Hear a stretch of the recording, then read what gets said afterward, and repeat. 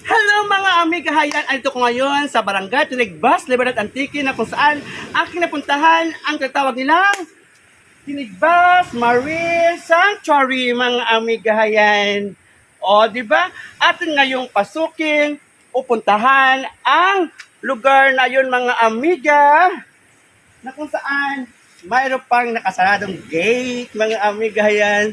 Sundan niyo ako, mga amiga, sa ating gagawin ngayon sa pagkuha ng video dito. Hayan, mga amiga, tayo ay pababa na sa lugar na ito na kung saan ang taas ng hagdan kasi nga sa baba ang way patungong sanctuary na yun, mga amiga. Kaya samahan niyo ako at sundan niyo ako, mga amiga.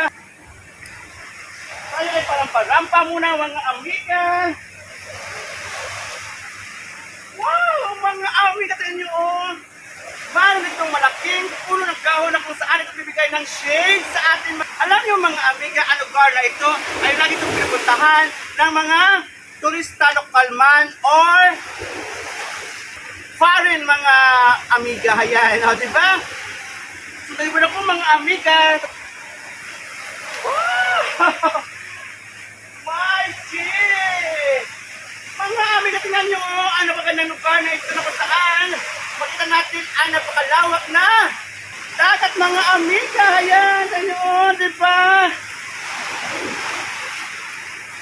Napakalinis ang tubig dito at mayroon din mga malakihang bato na kung saan ka natin sa gilid mga amiga. Ayan. Yan mga amiga ninyo, oh, di ba? Napakalinis ang tubig dito na kung saan makita natin ang napagandang dagat na ito mga amiga.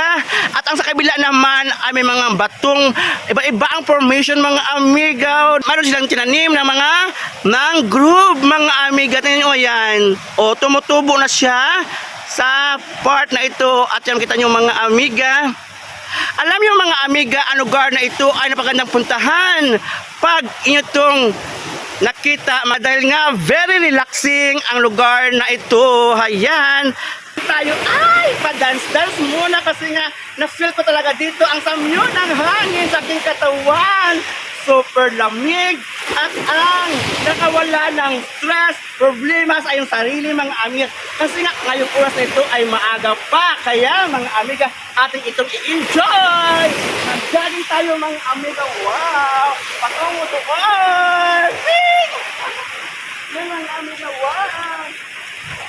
At ako nakan mga amiga, may doong parang cottage. Ayun oh. Ayan, para kung sumasali sa Mission Verse, mga amiga. Wow! Ang ganda ng sikat ng araw ngayon dahil nga sunrise.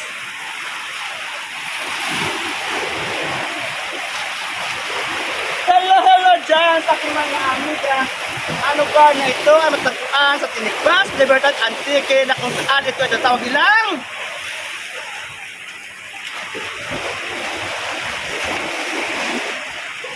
Tinigbas Marine Sanctuary. Wow, di ba mga amiga? At mayroon pang sa gitna na lamisa na kung saan pwede ditong umupo at magtambay muna ng ilang minuto o ilang oras para din maramdaman natin ang ganda ng lugar na ito mga amiga. Ayan, di ba? Tayo ngayon ay ating ikutin at tingnan ang buong karagatan nito mga amiga. Ayan o, tingnan nyo mga amiga. Ayan. Ayan mga amiga, nakita nyo?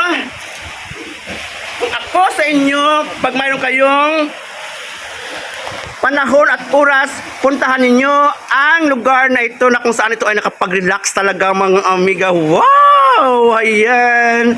Ayun din, makita natin ang isang isla ng tatawag nilang Bat-Batan mga amiga. Atin itong i-close up para makita nyo mga amiga. Kaya lang di masyadong makita kasi nga ayun, medyo malayo. Ayun mga amiga, importante nakita ninyo. Ayan. Andyan dyan yung tatawag nilang Maningning Island. Ayun mga amiga. At sunahan din mga amiga, may mataas na bundok. Ayun. O, di ba mga amiga? Nakapag-enjoy taga dito sa lugar ng Tinigbas Marine Sanctuary ngayon. Ating tingnan sa ibaba meron doon. Maraming isda mga amiga yan. Kita nyo?